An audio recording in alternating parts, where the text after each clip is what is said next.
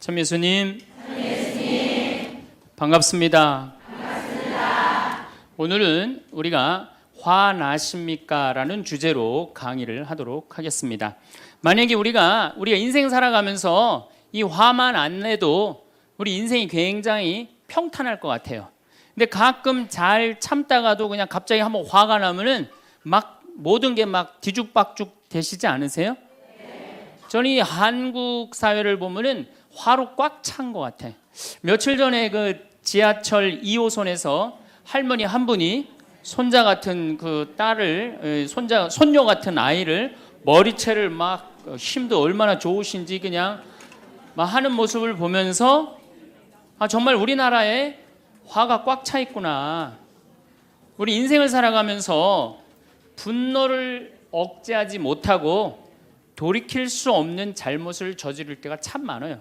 홧김에 어떨 때는 부모도 죽여요. 홧김에 남편도 죽이고 홧김에 아내도 죽이고. 그래서 이 화를 잘 다스린다는 게 굉장히 중요한 것 같아요. 그럼 여러분 언제 화가 나요? 화가 나는 건 언제 화가 나냐면 무시당할 때. 남편이 시댁 식구들 앞에서 아니면 성당 모임에서 우리 마누라는 할 줄 아는 게 아무것도 없다. 얼굴이 잘생겼나, 음식을 잘하나, 성격이 좋으나 마음에 드는 게 하나 없다고 정말로 남편이 구박하면은 정말로 속에서 부글부글 끓죠. 예, 내가 누구한테, 남편뿐만 아니라 다른 사람한테 내가 무시당할 때 우리는 화가 나요. 여기서 분노가 끌어올리죠. 또 남편들은 또 언제 화가 나요? 이 세상에서 아내한테 구박받을처럼 화날 때가 없는 거예요. 당신 월급이 얼마냐? 우리 뭐 먹고 사냐? 누구 남편은 마누라 밍크코트 해줬대더라. 막 이러면은 남편도 막 홧김에 눈이 확 돌아가는 거죠. 여러분들도 남편 아내 말고 또 누구한테 화날 때, 누구한테 무시당할 때 화가 나느냐면은 자식한테 무시당할 때 화나는 거예요. 더욱이 기가 막힌 거는 5살, 6살짜리한테 무시당하면요 막 끌어올라요. 여러분들 5살, 6살짜리가 막 엄마 말 안 듣고 살살 거짓말 시키면 화나요, 안 나요? 뻔히 이놈이 거짓말하는 거 아는데도 살살 거짓말 시키면 엄마는 막 화가 나요. 그래갖고 엄마가 막 자백하라고 그러죠. 너 이게 거짓말 아니냐고. 그럼 애는 끝까지 감춰요. 그럼 엄마는 그거 감추는 게 화가 나갖고 애를 막 두들겨 패죠. 근데 사실은 여러분들 그 아이들한테 화나는 거는 애가 문제가 있어서 여러분들 마음 안에 화가 꽉 차 있어서 그래요.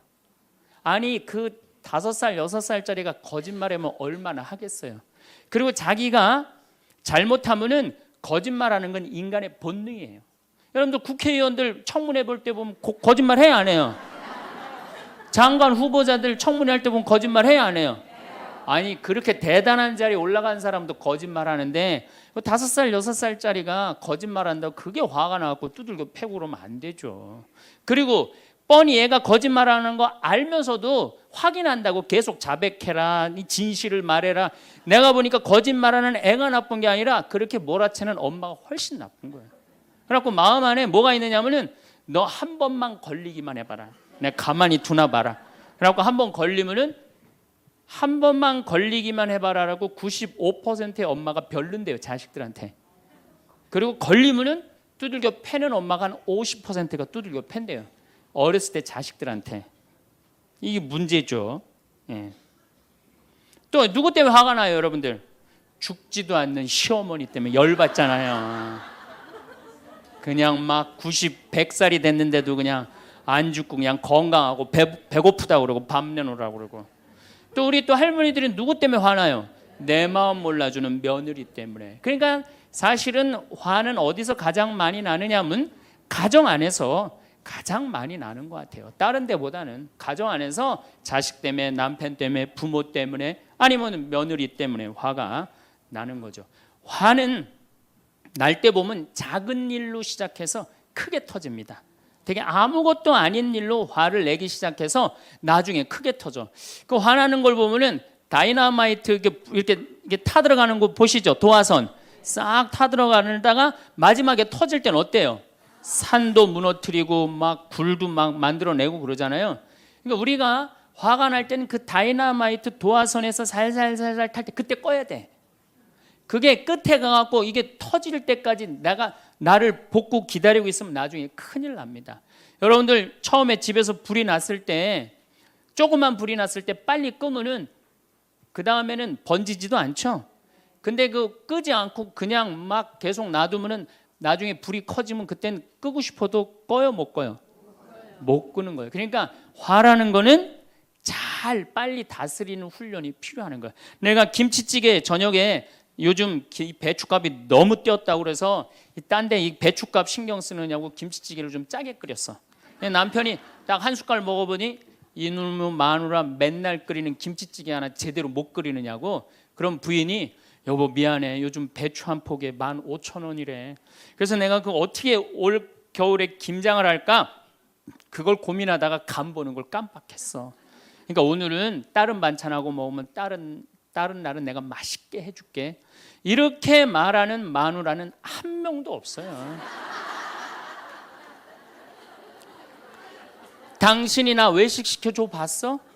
아니 김치찌개가 짠 날도 있고 맛있는 날도 있죠. 어떻게 맨날 당신 입에 딱딱 맞춰서 끓여주느냐고. 그럼 남편이 외식도 못 시켜주고 그래서 좀 미안해갖고 다른 반찬하고 먹으면 다행인데 남편 절대 안 지죠. 너는 맨날 집에서 텔레비전만 보고 해는 일이 뭐 있느냐고. 집안 청소를 제대로 하느냐, 반찬을 맛있게 하느냐. 그러면은 부인이 당신이 나 옷 하나 제대로 안 사주고 그래서 나 텔레비전에서 그거 내 아이 쇼핑하는 거다. 그럼 또 남편이 넌 시집 올 때 해갖고 온 게 뭐가 있는데. 이러면은 점점 김치찌개로 시작해서 부부 능력 시집 올 때까지, 그리고 이제 나중에는 이렇게 사느니 너 죽고 나 죽자. 그래갖고 여러분들 뉴스 보도를 보면요, 자세히 보면요, 이런 뉴스가 굉장히 많이 나요. 아파트 15층에 느닷없이 14층에서 불이 나요. 그래갖고 소방관들이 와서 불을 끄고 주위 사람들 증언을 들어보면은 밤새 고함 소리가 오고 가고 난 뒤 불길이 치솟았다. 그러니까 이 홧김에 이렇게 사느니 너 죽고 나 죽자. 그래서 이불 방 한가운데다 갖다 놓고 석유 뿌리고 그리고 불 지르는 게 방화의 14%래요. 홧김에 지르는 불이 14%래요.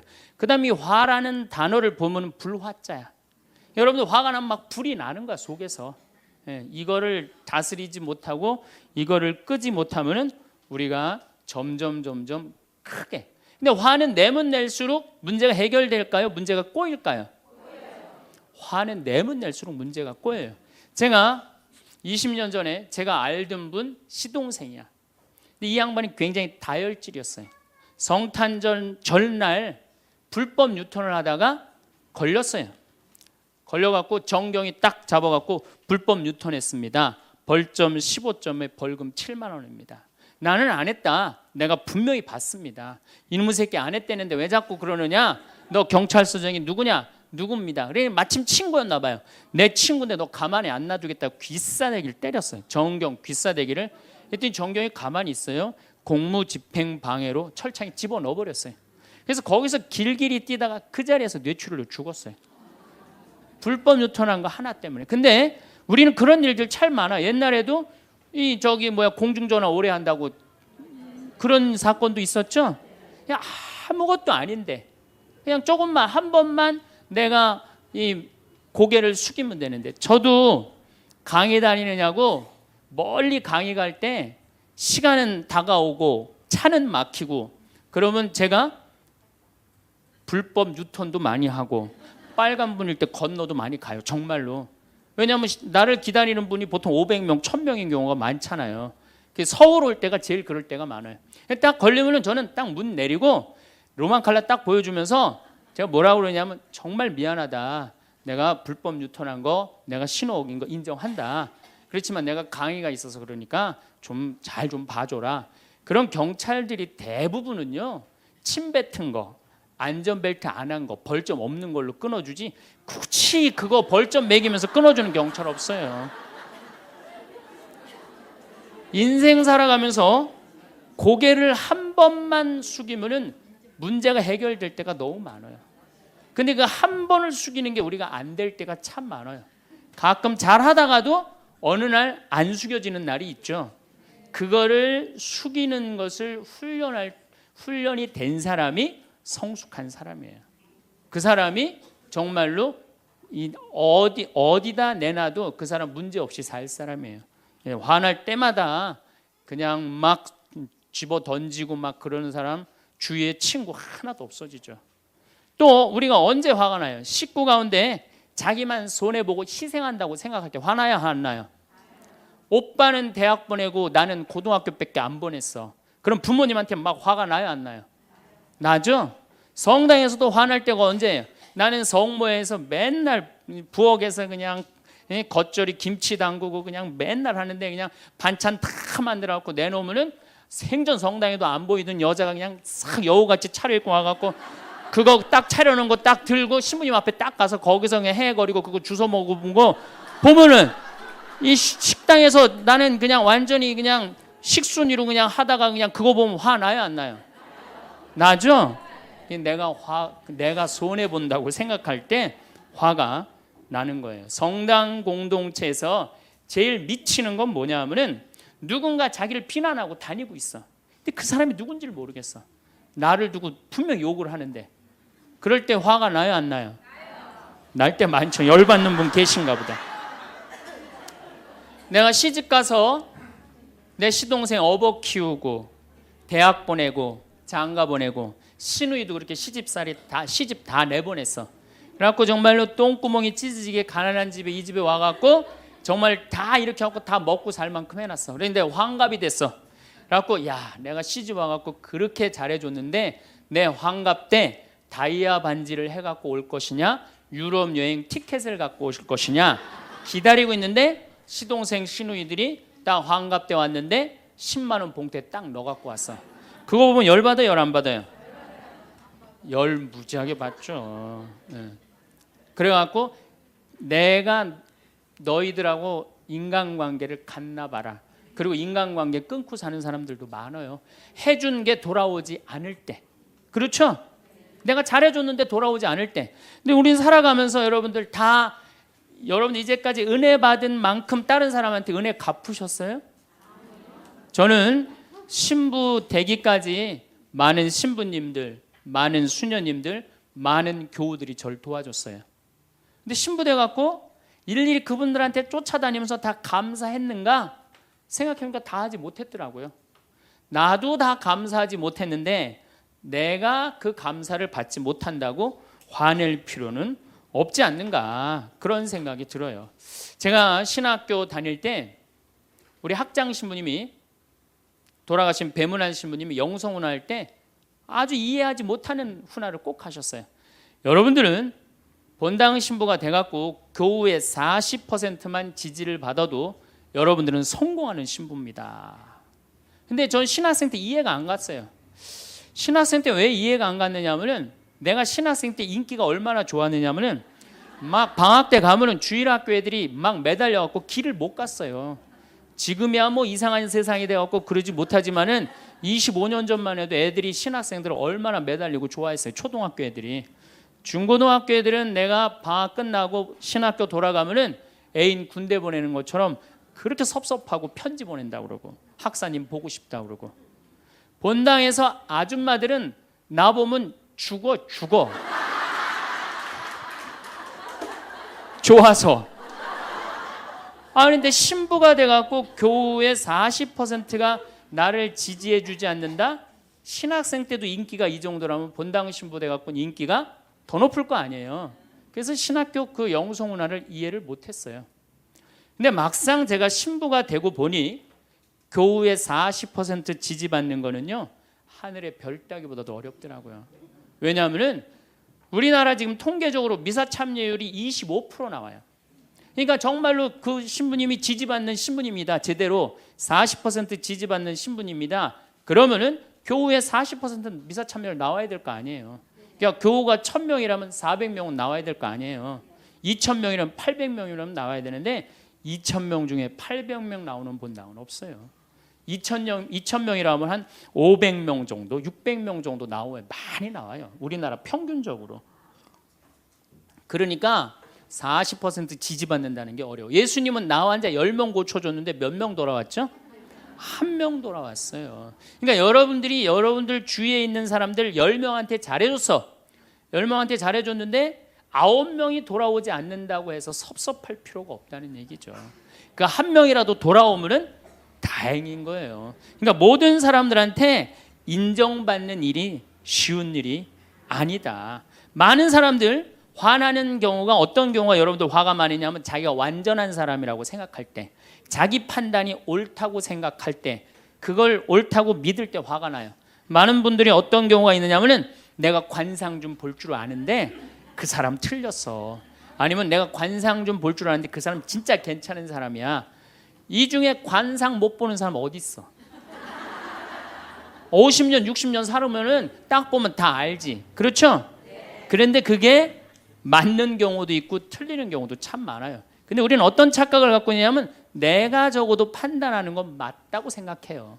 다 여기 저를 포함해서 여러분들 모두가 그런 생각을 해요. 근데 그게 허물어졌을 때 화가 나는 거예요. 그게 허물어졌을 때. 제가 지난달에 뉴욕에 강의를 갔었어요.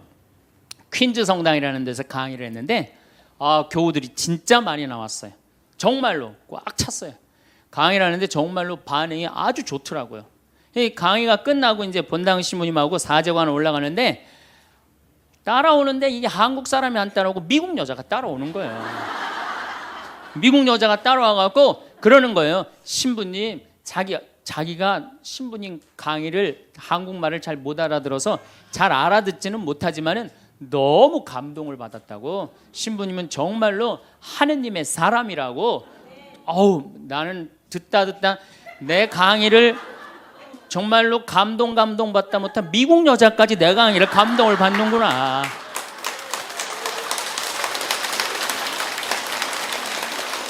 그래갖고 기분이 너무 좋아갖고 이제 그 여자하고 얘기를 하고 있는데 본당 신부님이 자꾸 나를 끄는 거예요. 사정안에 빨리 가자고. 나 지금 미국 여자하고 얘기하는데 지금 본당 신부님이 내 팔을 자꾸 끄는 거예요. 그래갖고 아니 신부님 나 좀 빨리 가자고. 나를 본당 신부님이 가자고 그랬는데 어떻게 가자고 그랬더니 본당 신부님이 조금 지나가더니 신부님이 그러는 거예요. 신부님 저 여자 이거라고 이거.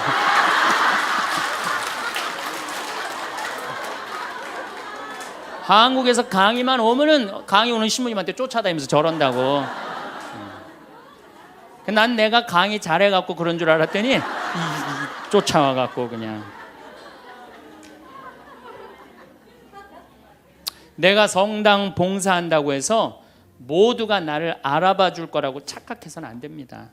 성당에서 열심히 봉사하는 우리 형제 자매님들 가운데 요셉 형제 없으면 우리 성당 쓰러져. 마리아 자매님 없으면 우리 성모에 없어져.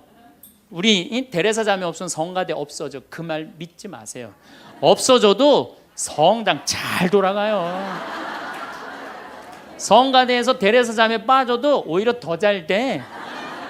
그러니까 내가 그렇게 대단한 인정을 받는다고, 내가 그런 자리에 차지한다고 생각하는 그때부터 내가 불행해지기 시작하는 거예요. 제가 늘 가끔 드리는 말씀이지만은 제가 작년 5월 달에 서울 오금동 성당에 강의 갔어요.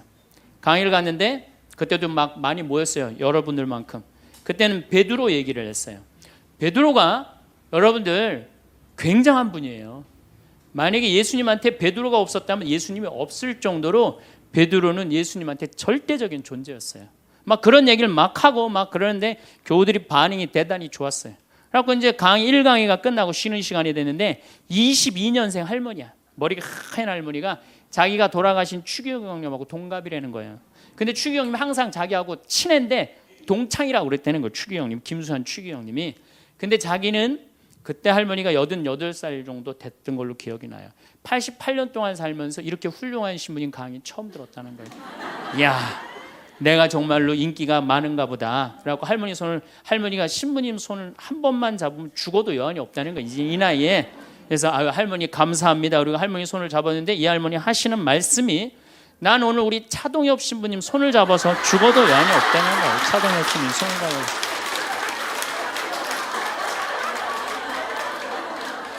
그래서 제가 그랬죠. 할머니, 저는 차동엽 신부가 아닙니다. 저는 황창현 신부입니다. 그렇게 분명히 말씀을 드렸는데 이 할머니는 황창현이라는 사람을 알지도 못하는 거예요. 그래갖고 또 뭐 상담하고 싶다는 분들이 있어서 상담을 쭉 하고 있는데 저쪽에 있는 할머니가 안 가고 기다리고 계시더라고요. 사람들이 다 떠나는데 할머니가 또 오셨어요. 이 유명한 신부님 손 한번, 우리 차동엽 신부님 손 한번 더 잡아보자고.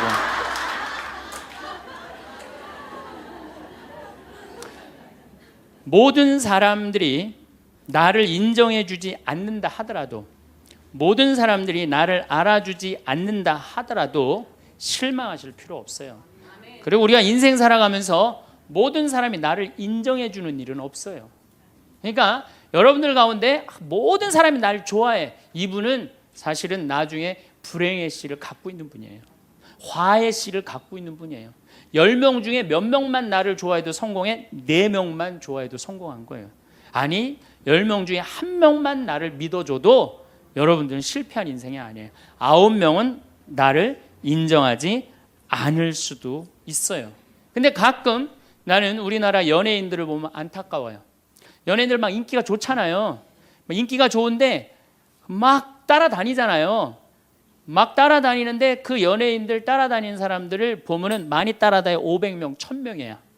그러면은 국민의 5천만 명의 국민 중에 1000명 따라다니는데 그 1000명 속에서 자기가 인기가 완전히 있는 줄 아는 거예요. 완전히 그 1000명 속에서 파묻혀갖고 4999만 9천명은 그 사람이 누군지도 모를 수 있어요. 그렇지 않아요? 여러분들 요즘 연예인들 막 때로 나와갖고 뛰어다니고 막 춤추는 거 보면 구분돼요, 안 돼요? 난 아무리 알아보려고 그래도 나도 이제 늙어가기 시작하니까 이게 누가 누군지 모르겠더라고요. 나하고 그 사람들하고 아무 상관없어. 그러나 연예인들은 그런 생각을 안 해요. 자기가 모든 사람들한테 인기가 있다고 착각을 해요. 그런데 갑자기 댓글에 그게 노래냐, 그게 춤이냐, 그게 연기냐, 이런 악성 댓글이 올라오면 그때부터 미치는 거예요. 그래갖고 그 악성 댓글을 올려봤자 내가 보기에는 정신 나간 사람이 올리거나 아니면은 자기 마음에 안 드는 사람 올리는데 많이 올려야 50명, 100명도 안 올릴 거예요. 자기를 좋아하는 연예인들은, 저 일반 대중들은 보통 한 5,000명, 10,000명 되면은 그런 악성 댓글을 올리는 사람은 10명, 20명도 안 될 거예요. 근데 그거에 스트레스를 받아갖고 목매갖고 자살하는 연예인들이 참 많아요. 그럴 필요 없다는 거예요. 최진실 씨가 이 세상 떠난 지 벌써 이제 2년 됩니다. 참 안타까운 연예인이에요. 나는 최진실 씨하고 나이하고 비슷한 연배. 우리 어렸을 땐 인기 최고였어요. 정말로. 정말 앞으로도 더 연애 활동을 했으면 우리한테 큰 기쁨을 줬을 거야.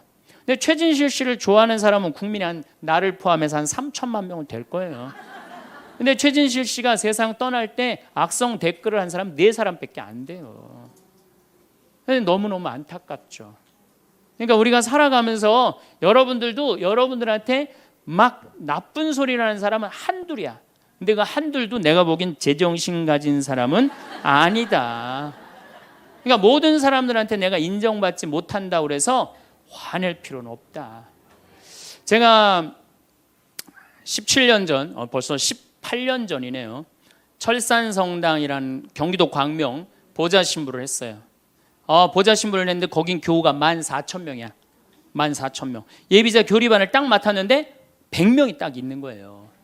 새로 신부는 됐지. 그냥 교리 교환을 신학교 때 얼마나 공부를 열심히 하고 준비를 열심히 했어요. 100명이 있으니까 기분이 너무 좋더라고요. 그래서 그냥 교리를 그냥 얼마나 열심히 했는지 몰라요.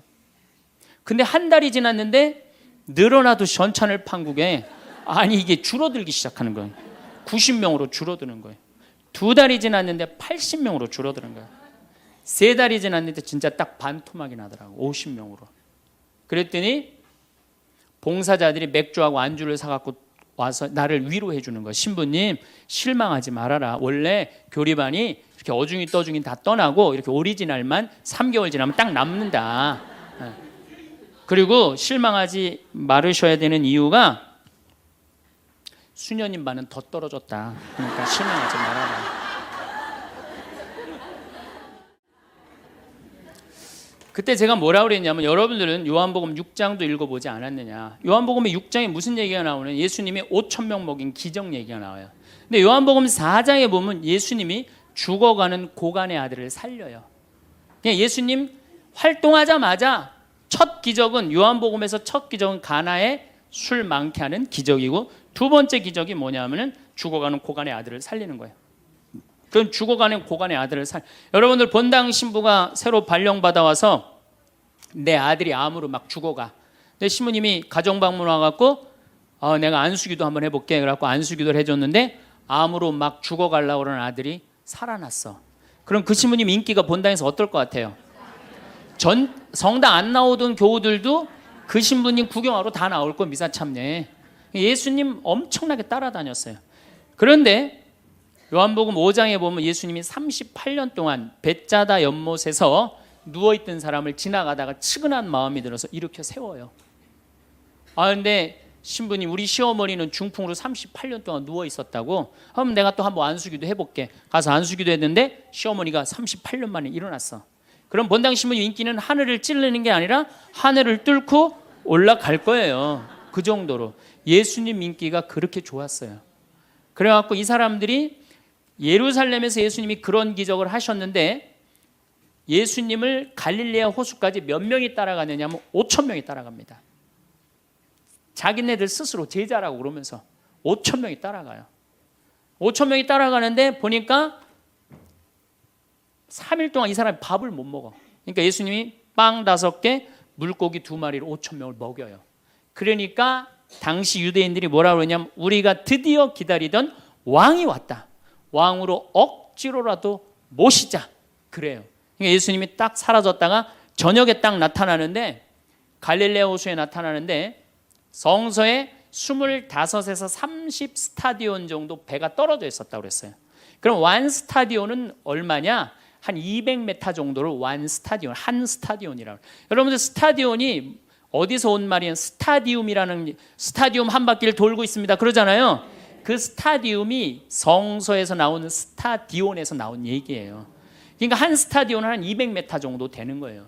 그걸 30 스타디온을 걸었다면은 얼마를 걸은 거냐면은 6km를 걸은 거, 무리를 쫙. 미치는 거죠. 사람이 무리를 걸은 거를 보면 미치지 않아요. 만약 여러분들 내가 강의한다고 저 뒤에서 걸어서 안 들어오고 공중부양으로 떠서 쫙 들어온다고 생각을 해봐. 강의할 필요 있어요, 없어요? 잠깐 떴다가 그냥 쫙 나가면 그걸로 끝이지. 그러니까 당시의 유대인들은 예수님한테 완전히 반한 거예요. 근데 다음날 예수님이 이상한 말을 해요. 참으로 확 끼얹어요. 내가 진실로 진실로 너희에게 말한다. 너희가 사람의 아들의 살을 먹지 않고 그의 피를 마시지 않으면 너희는 생명을 얻지 못한다. 그러나 내 살을 먹고 내 피를 마시는 사람은 영원한 생명을 얻고 나도 마지막 날에 그를 다시 살릴 것이다. 내 살은 참된 양식이고 내 피는 참된 음료다. 군중들이 눈이 동그래요. 여러분들은 살 먹고 피 먹는 얘기 하도 많이 들어서 안 이상하죠? 그런데 다른 종교인들이 우리는 예수님 살 먹어, 예수님 피 마셔 그러면은 어떻게 생각할 것 같아요? 식인종 아니면 드라큘라 둘 중에 하나예요. 예수님 피 먹는 거면. 그러니까 당시의 유대인들이 뭐라고 그러냐면 이 말씀은 듣기가 너무 거북하다. 누가 듣고 있을 수 있겠는가? 그러니까 그러면서 떠나요. 그러니까 예수님이 당신의 말씀을 두고 투덜거리는 것을 속으로 아시고 그들에게 이르셨다. 이 말이 너희 귀에 거슬리느냐? 그리고 성서에 이렇게 우리에게 말합니다. 이 일이 일어난 뒤로 제자들 가운데 많은 사람이 되돌아가고 더 이상 예수님과 함께 다니지 않았다. 다 떠나간 거예요. 말을 알아듣기 너무 어렵다고. 그러니까 이제 예수님이 이제 딱 12명 딱 남아있는 거, 어떤 무식한 어부 12이 눈을 동그랗게 뜨고 예수님을 쳐다보는 거예요. 그러니까 예수님이 이때 뭐라고 그러냐면은 너희도 떠나고 싶으냐. 그러니까 이 12마저 떠나면 예수님 완전히 낙동강 오리알 되는 거예요. 이때 대단한 인물이 하나 나옵니다. 누구냐? 베드로예요. 다 떠났음에도 불구하고 의리를 지킨 분이 베드로예요. 당신은 영원한 생명을 주시는 말씀을 가지고 있는데 우리가 어디를 갑니까? 그리고 예수님은 이 12하고만 다니세요. 그리고 요한복음 6장 다음에 7장에는 뭐라고 써 있느냐면은 이들이 예수님을 죽이려 함으로 예수님은 더 이상 공식적으로 돌아다니지 않고 몰래 숨어서 갈릴레아만 다니셨다고 그래요. 그러니까 이 12하고만 그냥 돌아다닌 거 죽이려고 그러니까 피해서. 그러니까 예수님 그렇게 죽어가는 고간 아들 살리고 38년 동안 배짜다 연못에 누워있던 사람 살리고 5천 명 먹이고 생 난리를 쳐갖고 막 5천 명이 따라다니다가 결국은 몇 명 건졌느냐?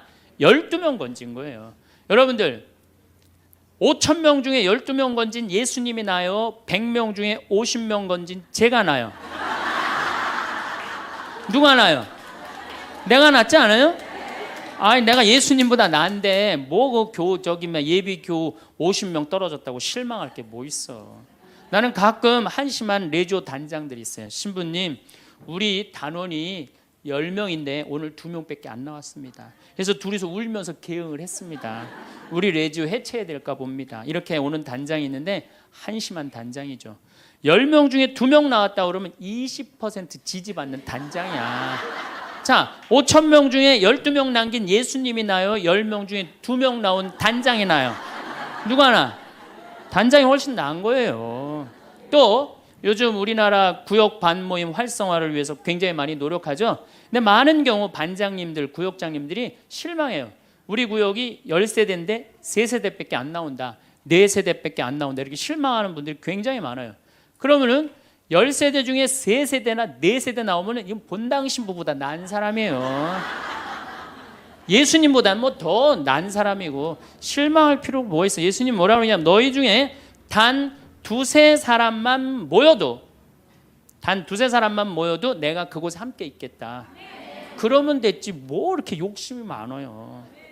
그러니까 여러분들 모든 사람들한테 인정받는 건 쉬운 일이 아니고 인정받으려고 할 때 우리 인생이 피곤해지고 화가 난다 이거예요. 제가 2년 전에 평화방송에 강의를 한 2달 정도 했어요. 많이 한 것도 아니에요. 2달. 그런데 정말로 인기가 대단하더라고. 막 전화가 얼마나 오는지. 특히 천주교 교우들은 의외로 전화를 안 하더라고. 개신교 성도들이 얼마나 전화를 많이 하는지 몰라요. 신부님 너무너무 설교 좋다고. 천주교 교우들은 왜 전화 안 하냐면은 천주교 교우들은 원래 입이 무겁잖아요.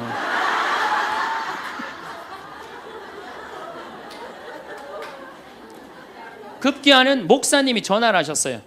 신부님 우리 교회 와서 설교를 주일 예배에 좀 해달라는 거예요. 그래서 제가 주일 예배에 가서 설교를 했어요. 그때 이번에는 천안에서 스님이 전화를 하셨어요.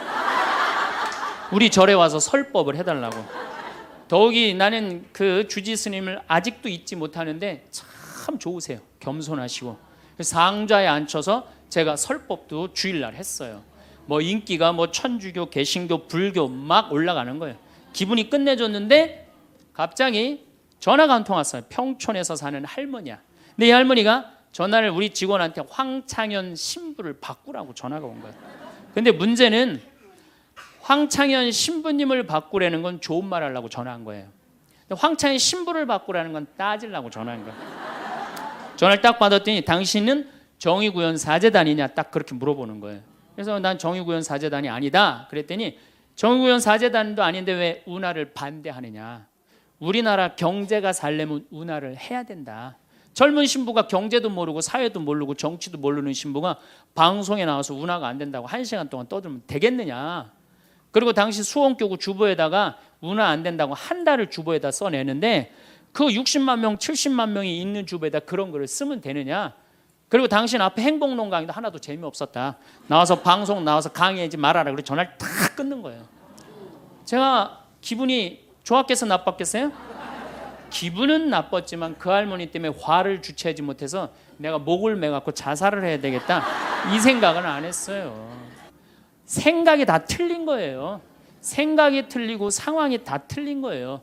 내 강의를 듣는 사람이 10,000명이라면 10,000명 중에 5,000명은 나하고 생각이 같을 수 있어요. 근데 5,000명은 나하고 틀릴 수 있어요. 5,000명이 틀리다고 그 5,000명 때문에 화낼 필요는 없다. 아, 나하고 틀릴 수도 있구나. 이렇게 생각하면 마음이 편안하거든요. 근데 그런 것 때문에 뭐 화를 내고 열낼 일이 뭐가 있어요. 또 한 번은 내가 노인에 대한 강의를 했어요. 우리 이제 안 죽는다. 우리 이제 100살까지 산다. 110살까지 산다. 그러니까 자식들한테 재산 물려주지 말고 다 여러분 위해 쓰다가 죽어라. 그리고 통장에 얼마만 남기면 되냐? 500만 원만 남겨라. 500만 원만. 그렇게 마음껏 쓰다가 죽을 때는 돌아다니다 지치면은 그냥 죽을 땐 꼴까닥 죽어라. 네, 이렇게 강의를 했더니 정말로 할머니들이 이번에는 전화를 무지하게 하는 거예요.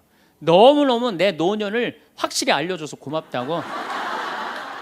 이번엔 순천에 있는 할아버지가 전화를 하셔서 신부님, 저는 70 먹은 노인인데 침례 교회를 다닙니다. 근데 신부님 강론을 듣고 가슴이 뻥 뚫렸다는 거예요. 내가 남은 인생 30년이나 남았는데 어떻게 살아야 되는지 너무너무 잘 들었다고. 근데 신부님이 다음 주에 이제 돈 다 쓰다가 꼴까닥 죽는 방법을 알려준다고 그랬는데 그 주간에 당신이 어딜 가갖고 못 들었대, 내 강의를. 그래갖고 꼴까닥 죽는 방법을 알려달라고 전화를 했더라. 야, 정말로 이 순천의 할아버지도 나한테 전화를, 기분이 너무너무 좋더라고요. 근데 하느님은 참 짓궂게도 그 전화 끊자마자 이번에는 저 부산에서 전화가 왔어요. 황창현 신부를 바꾸라고. 전화를 딱 받았더니 당신이 황창현 신부냐고. 내가 황창현 신부라. 당신 요즘 왜 그런 강의를 방송에서 나와서 해서 집안을 평지 풍파를 일으키는 거야. 그러니까 내 강의를 듣고 시어머니일 거예요. 시어머니가 내 강의를 듣고 며느리를 불러서 한 소리 한 거지. 나 안 죽는데더라. 너 나 위에서 쓰다가 나 통장에 500만 원만 남길 테니까 나한테 유산 받을 생각 꿈도 꾸지 말아라. 그렇게 이제 얘기를 한 거야. 그러니까 그냥 열받으니까 나한테 전화를 한 거죠. 그런 강의 하지 말라고. 그리고 그 자매는 한마디 더 하더라고요. 당신 강의하는 거 재수 없다고 그랬죠.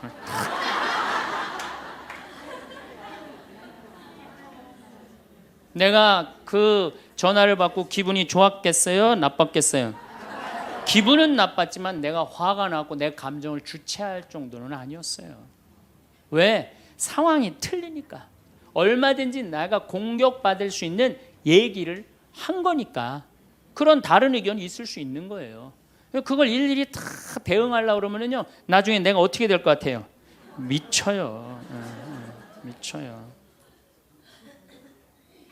여러분들, 요즘 나는 가끔 텔레비전 보면서 총리들도, 대통령도 막 신발 막 던지고 막 결함 막 던지고 그러잖아요. 대통령한테도. 우리가 남이 나한테 평가하는 게 전부는 아닙니다. 자기 소신, 자기 확신, 자기 멋이 있으면은요, 누가 뭐라 그래도 별로 거기에 흔들리지 않아요. 근데 그냥 남들 말에 막 귀 기울이고 그냥 거기에 신경 쓰는 사람은 조금만 뭐가 있어도 화를 내고 자기를 주체하지 못하는 거예요. 루카복음 9장 51절을 보면 예수님이 사마리아를 통해 예루살렘으로 올라가려고 할 때 사마리아 사람들이 예루살렘에 간다는 이유로 예수님을 거부해요. 들어가지 못하게, 동네를. 그 동네로 지나가면 지름길로 갈 수 있는데, 그러니까 야고보하고 요한이 열받아갖고 뭐라 그러냐면 하늘에서 불을 내려다가 살러버릴까요? 얼마나 열받았으면은 하늘에서 불을 내려다가 살러버릴까요? 그래요. 근데 예수님은 이 둘을 꾸짖고 돌아가세요. 예수님도 돌아가는데 우리가 화가 난다고 그냥 열지르는 사람마다 전부 다 정면 돌파할 필요는 뭐가 있어요? 그렇지 않겠어요? 네. 우리도 예수님처럼 돌아갈 상황이 되면 돌아갈 줄 알아야 됩니다. 세상 사람들이 다 나를 몰라준다 해도 화낼 일도 아니에요. 공자님은 뭐라고 그러셨느냐? 진정한 성인은 자기를 몰라줘도 분노하지 않고 유유자적할 줄 아는 사람이 진정한 성인이라고 그랬어요. 내가 누군데 나를 몰라봐. 왕년에 내가 이 거리를 주름 잡던 사람인데 이 성당 지을 때 내가 어떻게 했는데 나에게 이럴 수가 있어. 내가 시집 와서 똥구녕이 찢어지게 가난한 이 집 이렇게 일으켜놨는데 나를 무시할 수 있어? 이렇게 자꾸 자기 도취에 사로잡히면은요, 나중에 다른 사람하고 부닥치게 되고 잘난 척하게 되는 그런 꼴이 된다. 그런 꼴이에요. 여러분들, 반대로 모두를 사랑할 수 있어요? 내가 모든 사람들한테 사랑받을 수도 없지만은 반대로 사랑할 수 있느냐? 다 사랑할 수 있어요? 쉽지 않죠? 내가 본당 신부 해보니까 다 사랑하는 사람이 있긴 있더라고요. 누가 다 사랑하느냐면 머리에 꽃 꽂은 여자가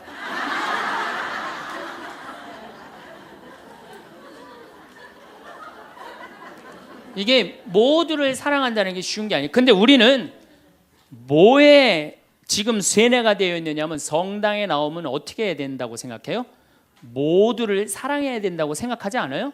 나를 괴롭히는 사람, 나를 미워하는 사람, 나한테 힘들게 하는 사람 다 사랑해야 된다고 생각해요? 그렇게 생각하잖아요. 그리고 은연중에 그런 교육을 받았어요. 은연중에. 근데 성서에 모두를 사랑하라는 구절은 없어요. 서로 사랑하라고 그랬지 모두를 사랑하라고 하는 구절은 없어요.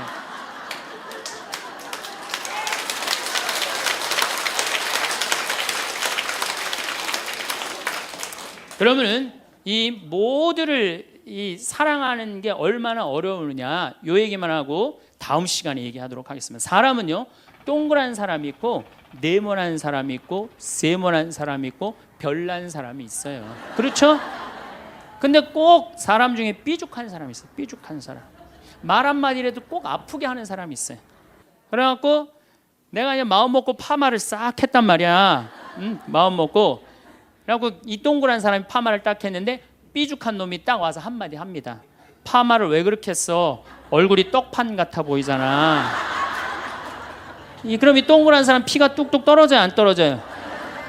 뚝뚝 떨어지는데 동그란 사람 특징은 뭐냐? 남한테 싫은 소리 하면 안 되는 줄 알고 있는 거예요. 그러니까 동그란 사람이 그렇게 내 가슴에 피가 떨어지면 한마디 해줘야 될 거 아니에요. 내가 떡판이든 뭐든 네가 무슨 상관이냐 이렇게 얘기를 해야 되는데 동그란 사람은 파마를 왜 그렇게 해서 얼굴이 떡판 같잖아. 그러면 동그란 사람이 뭐라고 그러냐면 그러게 해다 보니 그렇게 됐네. 그리고 어디 가서 울기 시작하냐면 성당에 가서 울기 시작하는 거예요. 예수님 저 삐죽한 여자가 나보러 떡판이래요. 근데 예수님 당신이 정말로 십자가에서 참고 인내하고 용서하고 사랑했으니까 나도 참고 용서하고 인내하고 사랑할게요. 그래갖고 그냥 겨우 어떻게 주체할 수 없는 걸 다스려갖고 고해성사를 봤어. 고해성사를 봐갖고 용서를 했어. 자기하고 예수님하고 신부님하고는 화해를 했는데 그 삐죽한 사람하고는 화해했어 안 했어요? 삐죽한 사람은 찔렀는지도 모르고 몰라요. 그 사람 피가 흐르는지도 몰라요. 그런데 더 동그란 사람 미치는 건 뭐냐면 그렇게 찔러놓고 딴 데 가고 막 헤거리고 또 수다 떨면은 동그란 사람이 속으로 무슨 생각이 들어요? 넌 웃음이 나오니? 난 지금 피가 뚝뚝 흐르는데.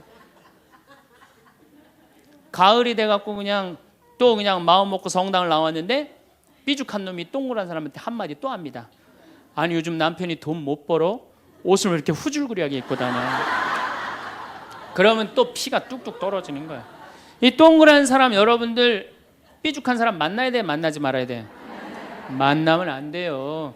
이 삐죽한 놈 누구 소개시켜줘야 되냐면 별난 놈 소개시켜줘. 별난 놈.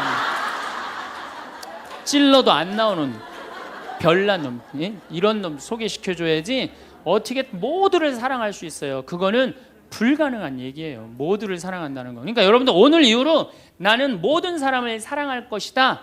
그러면 나중에 누가 망가지냐면 내가 망가져요. 모두를 사랑하면서 자기가 완전히 망가지는 거예요. 모두를 사랑하면서 기쁨은 다행인데 모두를 사랑하면서 그걸 끌어안느냐고 속에서 부글부글 끓어. 그냥 화가 꽉 차 있는 거죠. 그러면은 다음 시간에 정말 모두를 사랑하는 일이 얼마나 어려운 일인지 이야기 나누도록 하겠습니다. 감사합니다.